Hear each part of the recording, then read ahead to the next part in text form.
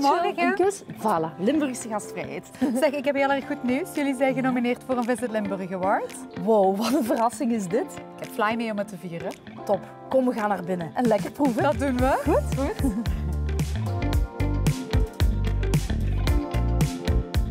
Het Kasteel van Ordingen. Prachtige setting. Vertel ons eens iets. Het Kasteel van Ordingen is eigenlijk een 5-sterrenhotel in Hartje Limburg. Echt wel een mooie parel. En wat maakt jullie nu net zo uniek?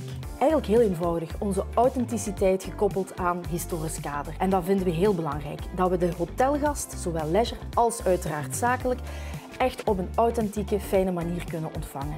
Waarom moeten ze op jullie stemmen? Heel belangrijk is om te weten, alle zakengasten die hebben kunnen genieten van onze vernieuwde zalen met modern comfort. En uiteraard het team. Hospitality kan je niet faken, dat zit in je hart.